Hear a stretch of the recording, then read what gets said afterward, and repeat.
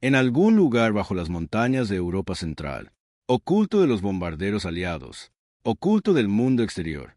Miles de seres humanos se vieron obligados a vivir bajo tierra. No Iskanders, Construer, cohetes, armas, máquinas de guerra, en túneles excavados a mano desnuda, por hombres a los que no se les dio nombre, solo números. El Reich estaba muriendo en la superficie, pero debajo de todo eso, algo monstruoso aún respiraba. Y cuando terminó la guerra, los aliados no encontraron estas fábricas por casualidad. Encontraron algo mucho más peligroso: conocimiento, y lo que hicieron con ello nunca se ha contado del todo. Bienvenidos. ¿Y qué historia les espera hoy? A Español Historia. Si es la primera vez que nos visitas, este canal es un espacio para quienes creen que la historia real merece ser contada con honestidad, profundidad y respeto. A quienes ya han estado aquí, gracias. De verdad, si la historia como esta te importa, si estas historias olvidadas merecen ser escuchadas, considera suscribirte. Solo te tomará un momento y permitirás que estas historias lleguen a más personas que aman la verdad. Y desde donde quiera que se vea este video hoy, ya sea en una tranquila tarde en casa, en un pueblo pequeño o en una ciudad al otro lado del mundo, por favor, déjenlo en los comentarios. Estas historias conectan a personas de todas las fronteras. Si la historia real te conmueve, como el video, activa las notificaciones para que no te pierdas ninguna noticia. No empezó con túneles. Comenzó con fuego desde arriba. Para el verano de 1943, los cielos de la Alemania nazi se habían convertido en algo que los artífices del Reich jamás habían previsto: un cementerio de sus propias ambiciones. Los bombarderos británicos Lancaster llegaban de noche. Los B-17 estadounidenses llegaban de día. Juntos, desmantelaban sistemáticamente lo que había costado años construir: fábricas, estaciones de ferrocarril, refinerías. El esqueleto industrial de la nación más militarizada de la historia moderna se resquebrajaba, pieza a pieza, bajo el peso de un bombardeo incesante. Hamburgo ardió durante 9 días seguidos. El Valle del Ruhr, corazón industrial de Alemania, fue bombardeado repetidamente hasta el punto de que las líneas de producción colapsaron en plena operación. La maquinaria que fabricaba tanques, motores de avión y proyectiles de artillería quedó reducida a chatarra fundida antes de poder cumplir un solo pedido.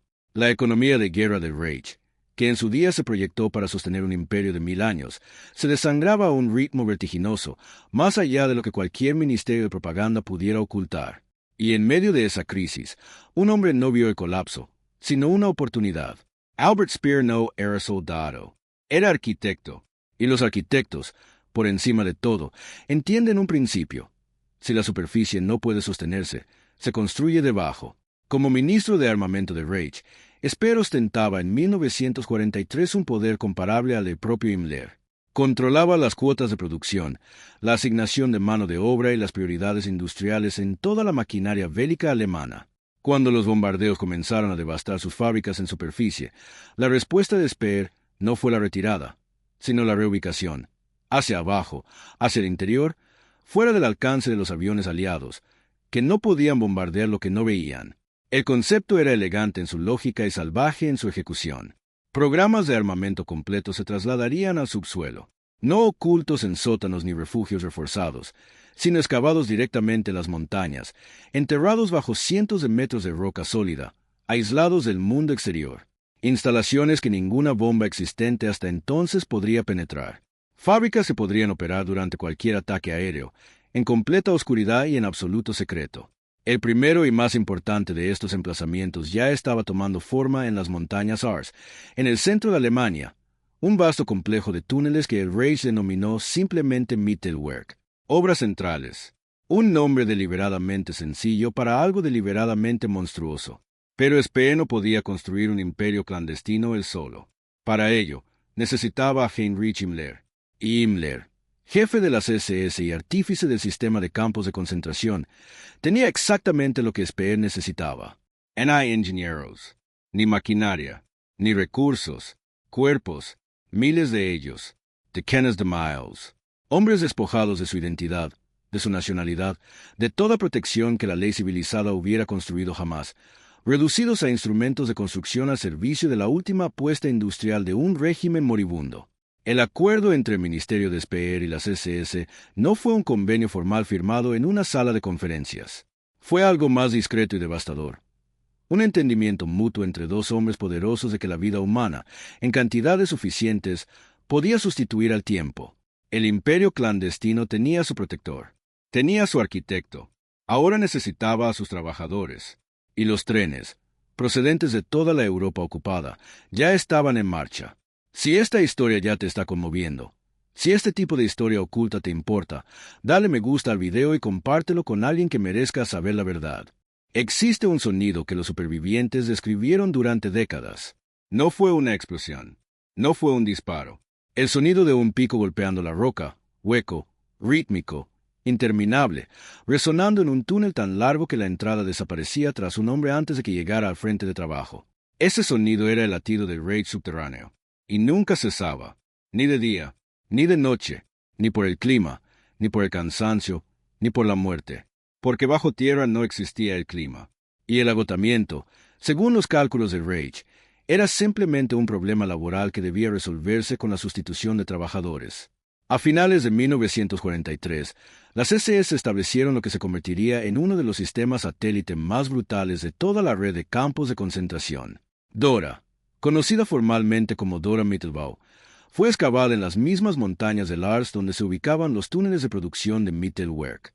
No se construyó junto a la fábrica, sino dentro de la montaña, a su lado.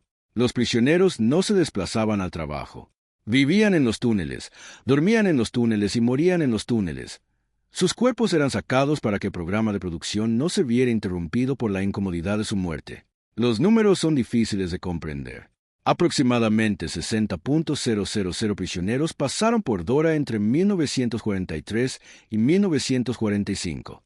Se calcula que 20.000 no sobrevivieron. No perecieron por bombas ni heridas de guerra, sino por agotamiento, desnutrición, enfermedades respiratorias por la inhalación constante de polvo de roca y ejecuciones llevadas a cabo cuando la productividad caía por debajo de la cuota de las SS. Hombres de Francia, Polonia, la Unión Soviética, Bélgica y una docena de naciones más, ingenieros, agricultores, estudiantes, maestros, reducidos a uniformes a rayas idénticos y números idénticos, blandiendo herramientas idénticas contra la misma. Piedra inflexible. Muchos de ellos no comprendían del todo lo que estaban construyendo, pero el Reich lo entendió perfectamente. En lo más profundo de los túneles terminados de Mittelwerk, que se extendían a lo largo de casi 2 kilómetros por el corazón de la montaña, se estaba gestando una línea de montaje sin precedentes en la historia industrial. El misil balístico V-2. La primera arma balística guiada de largo alcance operativa del mundo. Diseñado por Werner von Braun en el Centro de Investigación de Peenemünde, en la costa báltica alemana, el Quinto II se había fabricado originalmente en la superficie, hasta que los bombarderos aliados localizaron Peenemünde en agosto de 1943 y la atacaron con una precisión devastadora. El programa no terminó. Se volvió clandestino. Y aquí es donde la historia se complica, yendo más allá de la simple producción bélica. Porque Werner von Braun, el brillante y ambicioso ingeniero aeroespacial que más tarde se convertiría en el célebre padre del programa espacial estadounidense, visitó Dora, recorrió esos túneles, vio las condiciones, presentó solicitudes de producción que, según sabía, serían atendidas por hombres que se matarían trabajando en la oscuridad. Él no interrumpió el programa, lo aceleró. Dentro de la jerarquía del Reich, tensiones paralelas se intensificaban hasta el punto de ruptura. El Ministerio de Armamento de Speer exigía la máxima producción. Las SS querían controlar la mano de obra y los beneficios que generaba. El mando militar de la Wehrmacht quería que las armas se entregaran más rápido de lo que los túneles podían producirlas. Cada facción tiraba en una dirección que favorecía su propia supervivencia, y la fricción entre ellas derivó en decisiones con un coste humano catastrófico, tomadas con una aparente indiferencia burocrática. A principios de 1944, Mittelwerk producía cohetes V-2 a un ritmo que asombró incluso las previsiones de Speer. Cada cohete fue ensamblado por manos que sangraban. Cada componente fue ensamblado por hombres que no vivirían para ver volar el arma. El Reich clandestino no se limitaba a sobrevivir a la campaña de bombardeos aliados. En la fría aritmética de los cronogramas de producción, estaba ganando. La guerra terminó 2 veces. Una vez en la superficie, en el colapso de las ciudades, la retirada de los ejércitos, la caída de Berlín, y una vez debajo de ella, en un momento mucho más silencioso, mucho más extraño y mucho más trascendental que cualquier rendición en el campo de batalla. Ocurrió en abril de 1945. La 104ª División de Infantería estadounidense, los Lobos de Madera, avanzaba hacia el este a través del centro de Alemania a un ritmo que superaba la capacidad de resistencia de la Wehrmacht en retirada. La región de las montañas Alps aparecía en sus mapas como un terreno que debían cruzar, no explorar. Ningún informe de inteligencia los había preparado del todo para lo que les aguardaba en esas montañas. Ninguna fotografía de reconocimiento aéreo había logrado penetrar la roca para revelar lo que miles de prisioneros ya sabían. El 11 de abril, unidades de avanzada entraron en la zona de Norhausen. Lo que encontraron en la superficie, el campo de Dora, provocó un horror inmediato y visible. Miles de cadáveres. Supervivientes tan diezmados por el hambre y las enfermedades que los soldados que habían cruzado las playas de Normandía y luchado en el bosque de Urgen permanecían inmóviles, incapaces de procesar lo que veían sus ojos. Pero el campo de concentración no fue el descubrimiento que cambió la historia. Los túneles lo eran. Cuando las fuerzas estadounidenses entraron en Mittelwerk, avanzando con cautela por la enorme entrada arqueada de la montaña, se adentraron en un mundo sin precedentes. Los túneles A y B, de casi 2 kilómetros de longitud cada uno, estaban conectados por decenas de galerías perpendiculares, iluminadas por luces industriales que aún funcionaban con energía alemana. A lo largo de las líneas de montaje, en diversas etapas de producción, se erguían más de 250 misiles balísticos V-2, componentes, sistemas de guiado, sistemas de combustible. Toda una operación de fabricación aeroespacial conservada en un silencio subterráneo absoluto, como si sus operarios hubieran marchado hacía apenas unos instantes. Los soldados se movían a través de ella en casi total silencio. Ningún ejercicio de entrenamiento, ninguna sesión informativa de inteligencia, ninguna experiencia bélica había proporcionado un punto de referencia para esto. Lo que sucedió en las siguientes 72 horas moldearía la trayectoria del siglo XX, aunque pasarían décadas antes de que se hiciera visible la complejidad total de esas decisiones. La noticia se propagó rápidamente por la cadena de mando estadounidense. No se trataba de un depósito de armas para catalogar y destruir. No era una fábrica para fotografiar y olvidar. Altos cargos de la comunidad científica y militar estadounidense reconocieron de inmediato lo que representaba Mittelwerk. No solo una planta de producción, sino un repositorio de conocimientos aeronáuticos y balísticos que superaba con creces todo lo que los aliados occidentales habían desarrollado de forma independiente. La cuestión nunca fue si usarlo o no. La cuestión era con qué rapidez se podía tomar y de quién había que esconderlo. El avance soviético se acercaba desde el este. Las montañas Saar se encontraban dentro de lo que se convertiría en la zona de ocupación soviética, según los acuerdos de la Conferencia de Yalta. Los comandantes estadounidenses tomaron una decisión que combinaba cálculo estratégico con una sutil evasión moral. Desmantelarían las instalaciones antes de la llegada de las fuerzas soviéticas. Más de 100 cohetes V-2 y sus componentes fueron cargados en cientos de camiones y transportados hacia el oeste en una operación encubierta llevada a cabo con urgencia militar. Y entonces llegaron los científicos. Wernher von Braun ya se había rendido a las fuerzas estadounidenses, junto con más de 100 de sus ingenieros clave de los programas Peenemünde y Mittelwerk. La Agencia Conjunta de Objetivos de Inteligencia en Washington se había estado preparando precisamente para este momento. La Operación Paperclip, el programa clasificado para extraer talento científico alemán e integrarlo en el complejo militar industrial estadounidense, pasó de la planificación a la ejecución con notable eficacia. El registro moral nunca se abrió formalmente. La conexión de von Braun con Dora, su conocimiento de las condiciones, su presencia en los túneles, su papel en el sostenimiento de un programa basado en el trabajo esclavo, fue señalada en las primeras evaluaciones de inteligencia, pero luego quedó discretamente oculta bajo clasificaciones de seguridad y necesidades estratégicas. El Reich clandestino había caído, pero su conocimiento había sido capturado, en pleno colapso, por las manos de aquellos que habían venido a derrotarlo. Y esas manos no lo soltaron. Este es un momento crucial en la historia, y las preguntas que plantea aún no han sido respondidas por completo. ¿Qué crees que debería haberse hecho con los científicos que fabricaron armas con los huesos de inocentes? Deja tu opinión en los comentarios. Esta conversación es importante. La historia tiene una forma particular de enterrar sus verdades más incómodas. No con el silencio. El silencio es demasiado obvio, demasiado fácil de romper. Los entierra con celebración. En los años que siguieron al colapso de la Alemania nazi, el mundo fue testigo de una extraordinaria historia de progreso de posguerra. La ciencia avanzaba a una velocidad vertiginosa. Los programas espaciales surgían de la nada y se convertían en algo infinito. Los cohetes estadounidenses se elevaban hacia el cielo en columnas de fuego, llevando las ambiciones de una nación libre hacia las estrellas. Multitudes S.E. congregaban en Cabo Canaveral. Los periódicos publicaban historias de héroes. Y en el centro de todo, sereno, brillante, siempre listo para la cámara, estaba Wernher von Braun, el hombre que había recorrido los túneles de Dora. Lo que las cámaras no mostraron, lo que los comunicados de prensa no mencionaron, fue donde se había forjado ese conocimiento sobre cohetes. ¿En qué oscuridad? ¿A qué precio? ¿Por quiénes y sobre quiénes? Los supervivientes de Dora Mittelbau no desaparecieron con la liberación. Ellos testificaron. El superviviente francés Jean-Michel documentó las condiciones de los túneles con tal detalle desgarrador que sus relatos se convirtieron en pruebas fundamentales para las investigaciones de la posguerra. El juicio de Dora de 1947, llevado a cabo por un tribunal militar estadounidense en Dachau, procesó a 19 exoficiales de las SS y miembros del Mittelwerk. Algunos fueron condenados, otros fueron absueltos. Uno fue ejecutado.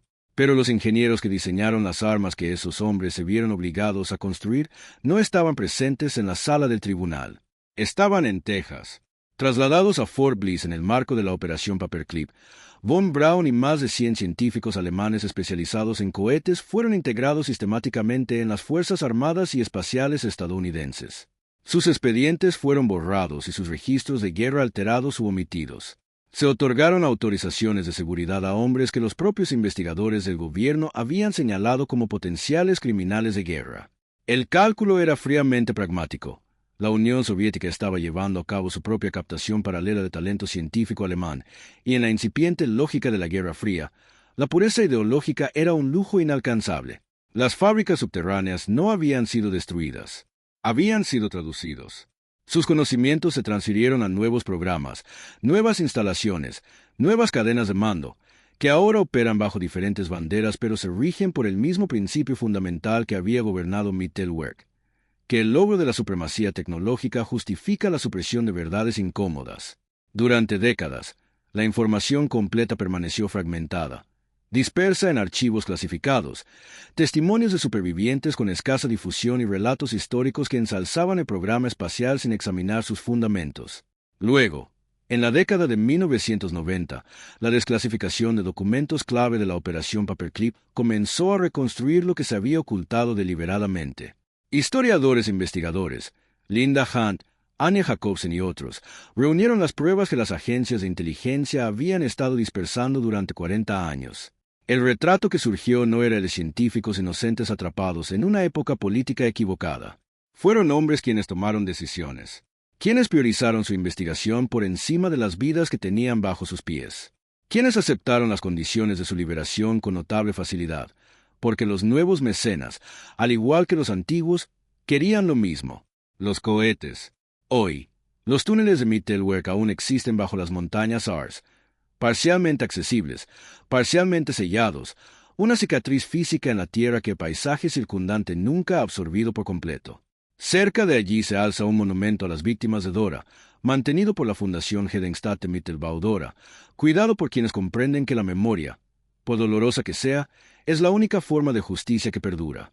Las fábricas subterráneas que la historia olvidó no fueron olvidadas por casualidad, fueron olvidados deliberadamente, porque recordarlos por completo habría requerido enfrentarse a una verdad que la narrativa triunfal de la posguerra no podía contener cómodamente, que los cohetes que llevaron seres humanos a la Luna nacieron en la oscuridad, que las manos que las ensamblaron no eran las manos que se celebran en los libros de historia, y que la distancia entre los mayores logros de una civilización y sus crímenes más profundos a veces no se mide en años, ni en millas, ni en ideología, pero en lo profundo de un túnel.